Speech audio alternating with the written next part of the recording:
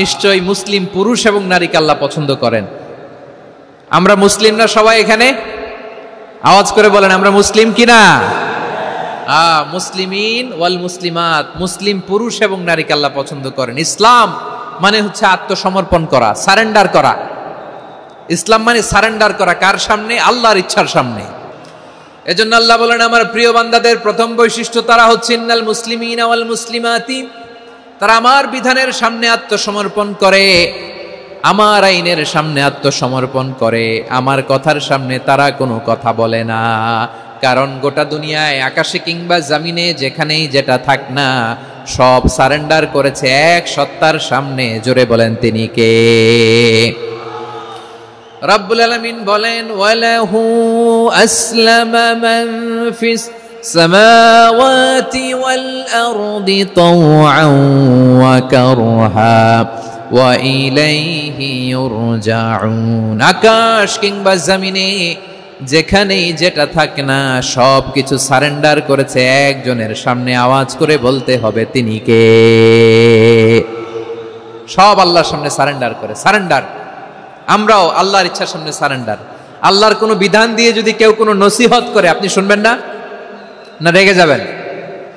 আল্লাহর আইন দিয়ে যদি আপনাকে আদেশ করা হয়, উপদেশ দেয়া হয়, আপনি শুনবেন না? নাকি রিঅ্যাক্ট করবেন? না, খবরদার, রিঅ্যাক্ট করা যাবে না। আল্লাহর বিধানের সামনে বিশ্বাসী বান্দার কোনো অপশন থাকে না, কথা থাকে না। চিল্লায় বলেন ঠিক কিনা?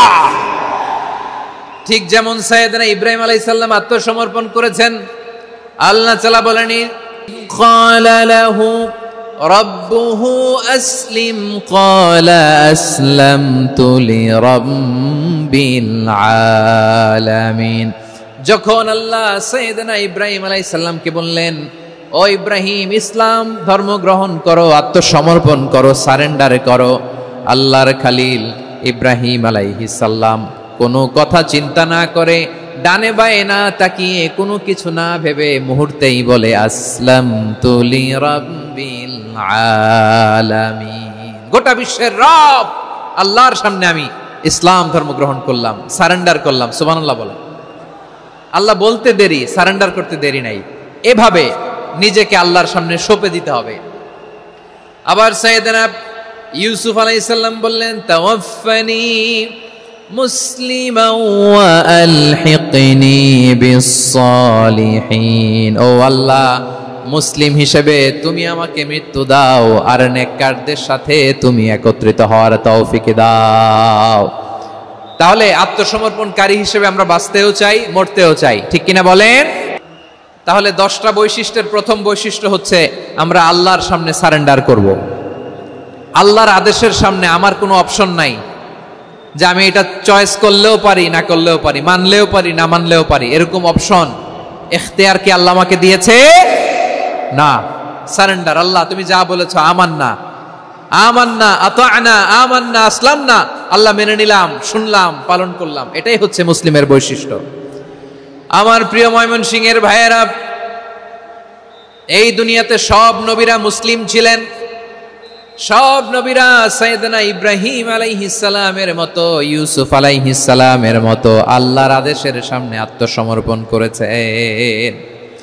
আল্লাহর সামনে নিজেকে সঁপে দিলেই সম্মান, আল্লাহর সামনে আত্মসমর্পণ করলেই ইজ্জত।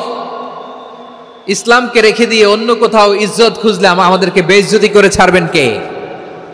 এজন্য ওমর ফারুক রাদিয়াল্লাহু তাআলা আনহু বলতেন নাহনু কওমুন আ'আজ্জানাল্লাহু বিল ইসলাম ফাইন বিতাগাইনাল ইজ্জাতা বিগাইরিহি আদাল্লানাল্লাহ। আমরা এমন জাতি যে জাতিকে আল্লাহ তাআলা ইসলামের মাধ্যমে সম্মানিত করেছেন।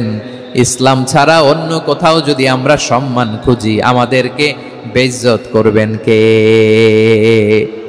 এজন্য আল্লাহ বললেন ওয়াল মুমিনিনা ওয়াল মুমিনাতি, বিশ্বাসী পুরুষ এবং নারীকে আমি আল্লাহ বড্ড ভালোবাসি। তারা এমন ভাবে বিশ্বাস করে, না দেখে বিশ্বাস। আল্লাহ বলছেন আল্লাযীনা ইউমিনুনা বিল গায়বি ওয়া ইউকিমুনাস সালাহ। আমার বিশ্বাসী বান্দারা না দেখে বিশ্বাস করে, অদৃশ্যের প্রতি তারা বিশ্বাস রাখে। না দেখে বিশ্বাসটাই আসল বিশ্বাস, ঠিক কিনা বলেন? আচ্ছা, বুঝে থাকলে উত্তর দেন। আমার হাতে 3টা চকলেট নিয়ে যদি আমি বলি এই যে আমার হাতে চকলেট, তুমি বিশ্বাস করো? আপনি তো বলবেন করি, কারণ চকলেট তো দেখা যায়, বিশ্বাস না করে যাবেন কই? কিন্তু আপনারা না দেখায়া 3টা চকলেট এরকম মুষ্টিবদ্ধ করে পিছনের দিকে নিয়ে যদি বলি, বন্ধু আমার পিছনে ডান হাতের মুঠায় কিন্তু 3টা চকলেট আছে, বিশ্বাস করো? ও না দেখেও যদি বলে, বন্ধু তুই যেহেতু বলছিস বিশ্বাস করি, যদি করে এটাই আসল বিশ্বাস, না দেখে বিশ্বাস করাটাই আসল বিশ্বাস। চিৎকার করে বলেন ঠিক কি না? এজন্য আল্লাহ বললেন না দেখে বিশ্বাস হলো আসল বিশ্বাস। অদৃশ্যের প্রতি বিশ্বাসকে বলে প্রকৃত বিশ্বাস। আল্লাযীনা ইউমিনুনা বিল গায়ব, আমার বান্দারা না দেখে আমি আল্লাহর উপর বিশ্বাস করে। এবার বিশ্বনবী বললেন 6টি মৌলিক কর্মসূচির সারমর্মের নাম যেমনি হলো ইসলাম, ঠিক তেমনি 6টি মৌলিক বিশ্বাসের বিষয়ের উপর ঈমান আনার নাম হলো বিশ্বাস। সুবহানাল্লাহ বলেন।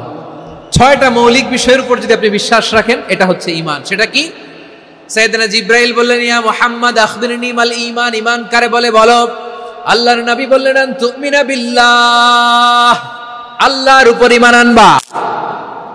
কার উপর? আরো জোরে বলেন, কার উপর? আল্লাহ নামটা আপনাদের ভাল লাগে? আল্লাহর জিকির যে করছেন কেমন লাগে?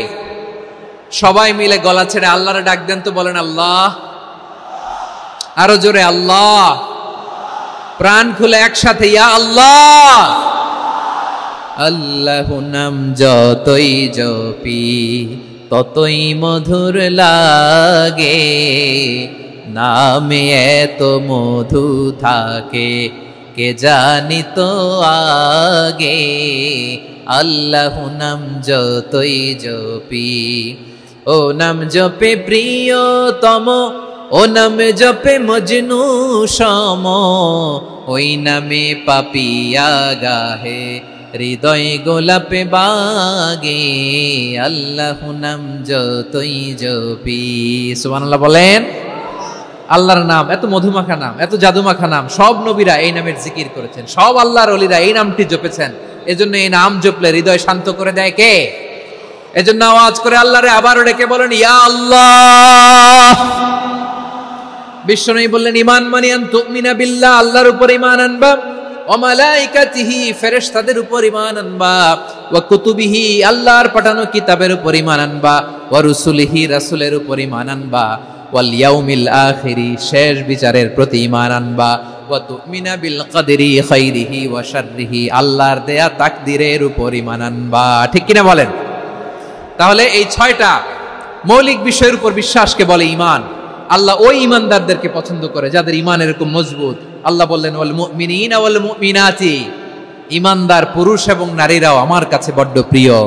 তাহলে আমার প্রিয় ভাইয়েরা, ইসলাম যেমনি বুঝেছেন সারেন্ডার, ঈমান মানে হচ্ছে বিশ্বাস, বিশ্বাসের স্বীকৃতি।